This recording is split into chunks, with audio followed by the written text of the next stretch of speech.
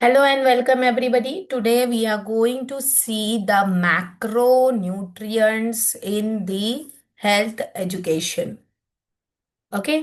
तो अब देखिए मैक्रोन्यूट्रिएंट यहाँ पे हेडिंग में माइक्रोन्यूट्रिएंट्स लिखा है। मैंने आपको अपनी लास्ट क्लास में ही बताया था, ये आपकी इस बुक में प्रिंटिंग मिस्टेक है।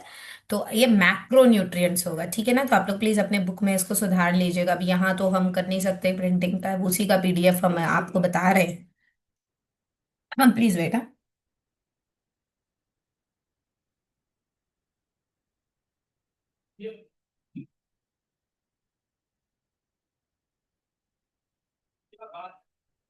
या थैंक यू वेरी मच। सो देखिए, ये है मैक्रो न्यूट्रिएंट्स। मैक्रो का मतलब क्या होता है? जो चीज हाई लेवल पर या ज्यादा लेवल पर या ज्यादा क्वांटिटी में रिक्वायर्ड होती है उसे हम कहते हैं मैक्रो। ठीक है। तो जब हम मैक्रो न्यूट्रिएंट्स की बात कर रहे हैं तो यहाँ पर हम carbohydrates, proteins, fats and water, ये चार मैक्रो न्यूट्रिएंट्स होते हैं जो हमने हमारी लास्ट क्लासेस में भी देखा था। तो कार्बोहाइड्रेट्स और वाटर ये हम यहाँ इसमें पढ़ने वाले हैं। चैप्टर काफी बड़ा है और समझने के लिए बहुत कुछ है, लेकिन बहुत ज्यादा कठिन नहीं है, इजी है, बिकॉज इसमें से बहुत सी चीजें हम हमारे स्कूलिंग लाइफ में पढ़ते आ चुके हैं। तो यहाँ पर हम लोगों ने ये समझा था कि न्यूट्रिशन जो है फूड के माध्यम से हमारी बॉडी के अंदर जाता है। तो जब वो फूड के माध्यम से जाता है तो ये है हमारा पूरा डाइजेस्टिव सिस्टम। इसको हम एक बार समझते हैं। जैसे कि ये फूड है, हमारे जो माउथ है उसके अंदर एक लिक्विड कंटेंट होता है जिसे हम कहते हैं सलाइवा। सलाइवा से हमारा जो फूड है वो मिक्स होकर और स्टार्ची फूड पार्ट जो होता है ना, वो थोड़ा सा जब हम उसको हमारे टीथ की हेल्प से ब्रेक डाउन करते हैं। रिक्वेस्ट करूंगी सीमा, प्लीज आप ऐसा ना करें, फोन को दूर रख दीजिए। बिकॉज जब आप लोग ये सारी चीजें करते हो ना तो बाद में थोड़ा सा दिक्कत हो जाता है। सभी को पता है ये वीडियोस यूट्यूब पे जाते हैं। सो इट्स बेटर कुछ भी एनोनेशन यहाँ पे ना करें, ठीक है ना। चलिए। हाँ, तो हम ये देख रहे थे कि जो टीथ के माध्यम से जो फूड का ब्रेकडाउन होता है वो सलाइवा के साथ मिक्स होकर ये पार्टली डाइजेस्ट होता है यहाँ पे। मतलब डाइजेस्ट होने की शुरुआत मुंह से ही हो जाती है। इसके बाद ये स्टमक में जाएगा।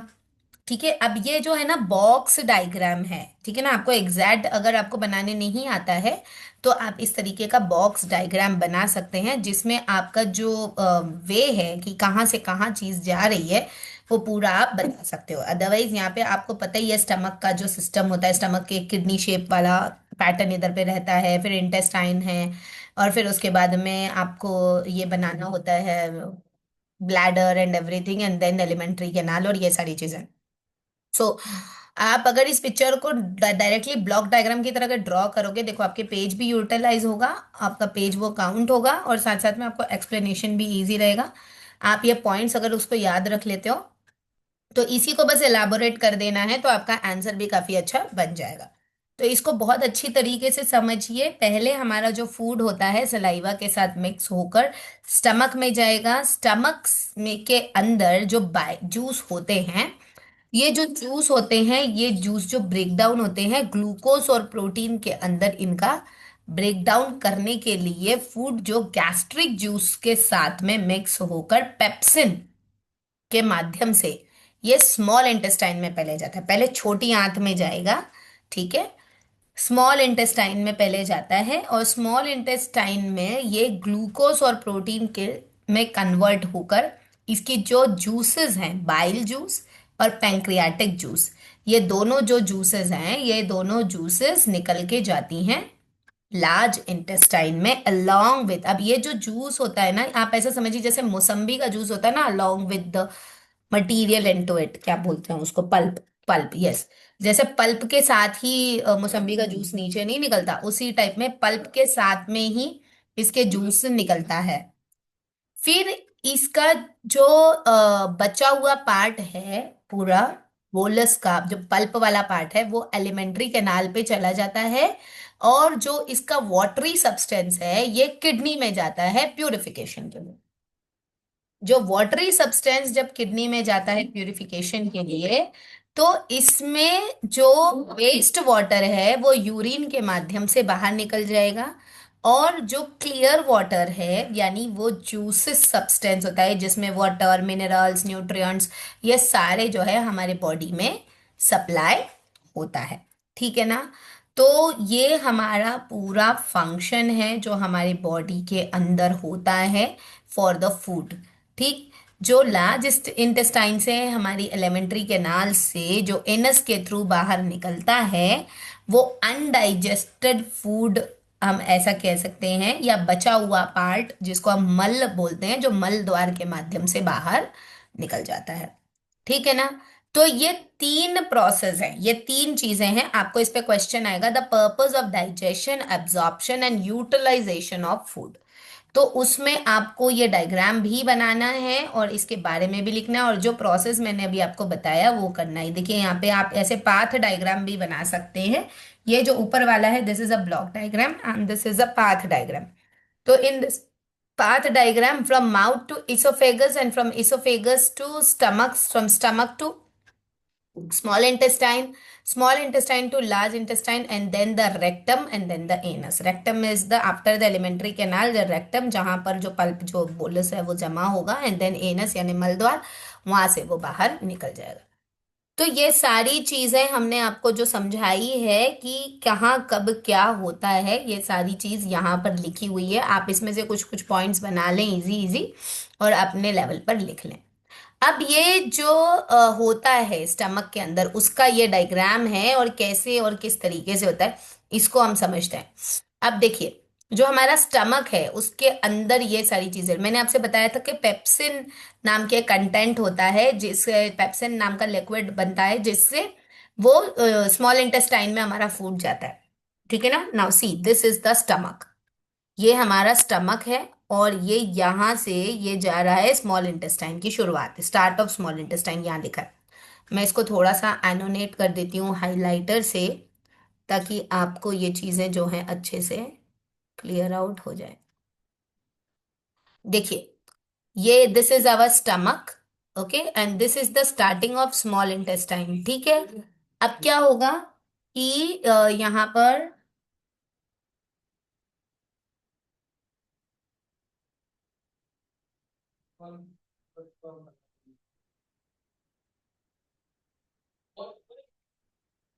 ये दरवाजा बंद करके जाना बेटा। ओके चलिए। तो हम्म सॉरी बेटा आ गया था मेरा तभी उसे कुछ चाहिए था। चलिए सो लेट अस स्टार्ट। तो ये जो स्टमक है और ये है स्मॉल इंटेस्टाइन की शुरुआत। ठीक। अब यहाँ पे जब फूड हमारा ईसोफेगस से यहाँ पे अंदर जाता है तो यहाँ पर ये फूड एक एंजाइम के साथ मिलता है जिसे हम कहते हैं पेप्सिन। ओके। अब ये जो पेप्सिन एंजाइम है ये पेप्सिन एंजाइम रेनिन के साथ में मिलके यहां पर अटैच होगा। ठीक। अब ये जैसे ही यहां पर अटैच होता है यहाँ पे एक फ्रायोटिक स्फिंक्टर होता है। एक्चुअली क्या होता है ये जो फ्रायोटिक स्फिंक्टर होता है ना ये हमारे भूख को कंट्रोल करने वाला मसल होता है। जैसे कभी कभी हम व्रत रखते हैं तो हमें भूख तो लगती है लेकिन हम खाते नहीं है, तो ये क्या करता है इसको ना ब्लॉक कर देता है। एक्चुअली स्मॉल इंटेस्टाइन एंजाइम को निकालेगा तब यहाँ पे पेट में जलन मचती है। आपको जब भूख लगती है ना तो यहाँ जलन मचती है ना, एसिडिटी वगैरह भी होती है ना तो इधर ही पेट के ऊपरी हिस्से में ये यहाँ पे हमारे जस्ट छाती के जस्ट नीचे ये वाला पार्ट होता है जिसको एक्चुअली हम स्टमक बोलता है। ठीक है। और जो हमारा लोअर एब्डोमेन होता है ना उसमें ये small intestine and large intestine का चीजें होता है। अब इन दोनों के बीच में होता है पैंक्रियास जो पैंक्रियाटिक जूस कंडक्ट क्रिएट करेगा। ठीक है। इसके अंदर होता है बाइल जूस जो इस बाइल जूस निकालेगा। ठीक है। तो ये सारा जो एंजाइम जैसे ही फूड यहाँ टच होता है ना उसको सेंसेशन मिल जाता है स्फिंक्टर से। ये सेंसेशन मिल गया तो यहाँ से वो पल्प वाला जूस जो है वो इसके अंदर जाके स्मॉल इंटेस्टाइन में चला जाता है। ठीक। तो ये था हमारा पूरा डाइजेस्टिव सिस्टम इंटेस्टाइन का जो हम देख रहे थे। ये पूरा आप लोग रीड आउट करेंगे ठीक है ना, जब भी आपको टाइम मिलेगा। अब यहाँ पर हम ये देखेंगे कि कैसे जो फूड है वो एनर्जी जनरेट करता है। How is the energy generated, energy कैसे जनरेट होगा। देखिए, अब फूड जो है ना, जो पल्प है ना, उसको हम समझते हैं। अब जो पल्प है वो, उसका पल्प का जो जूस है, वो जूस वाला पार्ट ये है, ठीक है ना। जो जूस जो पूरे बॉडी में सप्लाई होगा वो ये वाले केमिकल्स हैं, राइट। जैसे उसमें बन गया glucose, fructose, glycerol, sugar, maltose, and then अगर कुछ फैटी कंटेंट है तो fatty acids, amino acids, proteins, starch, ये सारे पार्ट अलग हो जाएंगे, ठीक है ना। अब ये सारी चीज अलग होकर, ये आप लोगों ने अगर केमिकल फॉर्मूलाज इनके पढ़े होंगे, तो जैसे फॉर एग्जांपल मैं ग्लूकोज का ही आपको बताती हूँ। तो ग्लूकोज का फॉर्मूला क्या है, C6। अब ये सिक्स क्या पता नीचे आता है कि नहीं, H12O6। ठीक। अब आप समझ लीजिए, ये नीचे रहता है, ये इसका सुपरस्क्रिप्ट होता है। सुपरस्क्रिप्ट बोलते हैं, सबस्क्रिप्ट बोलते हैं, कुछ भी याद नहीं है अभी तो, बट ये है कि नीचे लिखा रहता है, ठीक है। तो C6 का मतलब होता है कि कार्बन के 6 कंपाउंड्स होते हैं, हाइड्रोजन के 12 होते हैं, एंड ऑक्सीजन के 6 कंपाउंड्स होते हैं। तो इसमें से जो ये गैसेस निकल रही होती है, ठीक है ना। अब इसमें से जो ये गैस निकल रही होती है, ये गैस ऑक्सीजन और कार्बन डाइऑक्साइड फ्रेम करके हमारे लंग्स और हमारे जो हार्ट है ना उस पे सप्लाई होता है। क्योंकि हार्ट जब पंप करता है तब उसे भी ऑक्सीजन की रिक्वायरमेंट होती है। तो ये जो हम फूड कर रहे हैं ना, खा रहे थे, तो हमको फूड से एनर्जी जो मिल रही है, तो उसमें से ऑक्सीजन और कार्बन डाइऑक्साइड भी निकलेगा, जो हम फूड खा रहे हैं उससे भी। देखो, हम खाना खाते हैं, हमें एनर्जी मिलती है। तो वो एनर्जी कैसे मिल रही है, ऑक्सीजन और कार्बोहाइड्रेट, कार्बन डाइऑक्साइड, ठीक है ना। अब क्या होगा कि अब ये जो हमारी एनर्जी साइकिल है ना, ये चल रही है। अब ये जूसेस निकल के पूरे बॉडी में सप्लाई हो गया तो हमारी एनर्जी हो गई। इसके बाद प्रोटीन जो है वो सप्लाई हो गया, एनर्जी निकल गई। अब जो वाटरी कंटेंट है जो किडनी में जाता है, तो किडनी के अंदर से, ठीक है, किडनी के अंदर से जो मैंने आपको बताया था कि जो उसमें से लिक्विड जूस जो प्यूरिफाई होता है, उसके अंदर क्या क्या निकलेगा, उसके अंदर निकलेगा वाटर, एक तो पानी जो हमारे शरीर को जरूरत है वो, and then salts, minerals, amino acids and urea. Amino acids और यूरिया को मिलकर बनता है यूरिन। ठीक, तो ये यूरिन जो है वो यूरिनरी पैसेज से बाहर निकल जाएगा। अब ये वाला जो पार्ट है, सॉल्ट्स है, मिनरल्स है, वाटर है, ये वाला पूरा पार्ट जो है हमारी बॉडी में सप्लाई हो जाएगा, जहां जहां जरूरत है वो वहां वहां सप्लाई हो जाएगा। ठीक। ओके। सो ये चीज हो गई अब हमारी। ठीक। अब हम देखेंगे कि अब इसमें से एनर्जी कैसे रिलीज होती है। एनर्जी रिलीज होती है इस प्रोसेस से, इसी प्रोसेस को हम कहते हैं मेटाबॉलिज्म। अब मेटाबॉलिज्म क्या होता है, metabolism is a process of protein synthesis. Protein का सिंथेसिस होता है, मतलब जब हम यहाँ पर से हमको प्रोटीन मिलता है, प्रोटीन में होता है glycerol, fatty acids, fats, protein और ये अमीनो एसिड्स, इतनी चीजों से निकलेगा प्रोटीन। और ये जो ऊपर वाला है ये पूरा है कार्बोहाइड्रेट्स, ठीक। कार्बोहाइड्रेट्स में ग्लूकोज रहेगा, प्रोटीन में fatty acids and amino acids and glycerol. अब ये वाला जो पार्ट है यहाँ पर ब्रेक डाउन हो रहा है, so that is the protein cycle. So protein needs the प्रोटीनेटिक content and energy is the carbohydrate content, ठीक है। ये दोनों चीज साइड बाय साइड चलती है, इधर से एनर्जी, इधर से प्रोटीन, दोनों चीज चलेगा, इसलिए दोनों तरफ एरो यहाँ पे। अब जितना यूज होना है उतना यूज हो गया, जो बच जाता है वो फैट बन जाता है, वो स्टोर हो जाता है, and that is called as चर्बी। वो होता है फैट, जिसे हम कहते हैं चर्बी, जो हमारे शरीर में मोटापा बढ़ाता है। इसीलिए बैलेंस डाइट, बैलेंस फूड खाने से मोटापा नहीं बढ़ेगा। अब ये जो सिंथेसिस है, ये सिंथेसिस कैसे होगा, तो ये जो मेटाबॉलिज्म प्रोसेस है, ये प्रोसेस दो चीजों से बनता है। सबसे पहला एक होता है catabolism, catabolism plus, catabolism plus anabolism.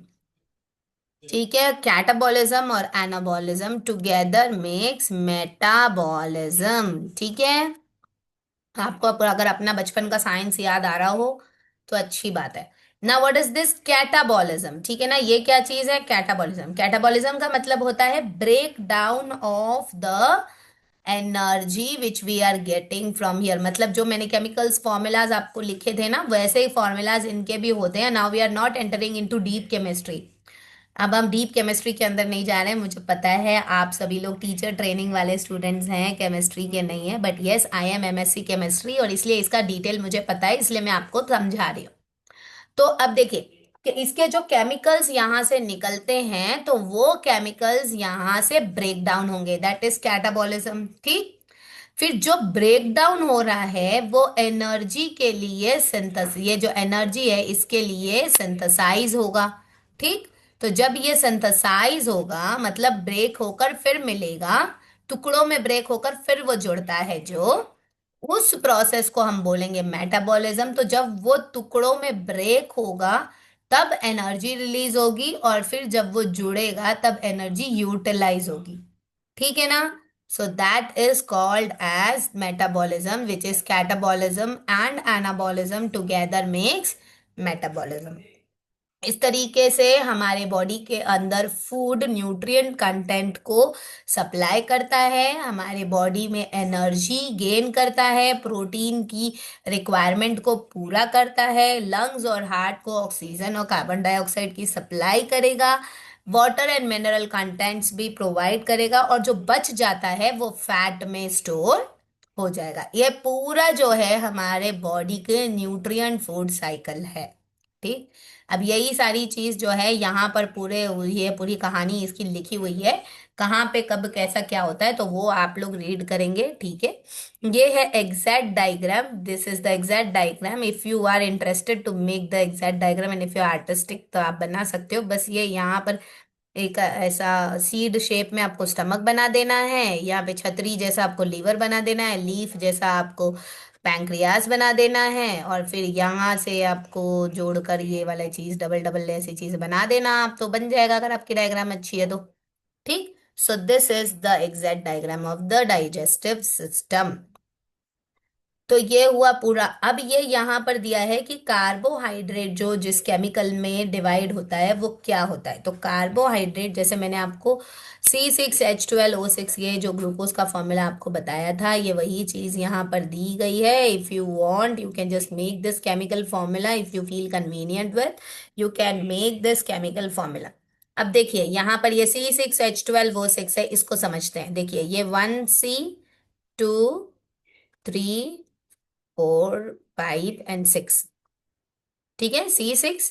अब H12, चलो H को गिनो, 1, 2, 3, 4, 5, 6, 7, 8, 9, 10, 11 एंड दिस 12। तो H12 ये हो गया। इसी प्रकार O भी 6 होगा। तो 1, 2, 3, 4, 5 और एक O ये यहाँ पर।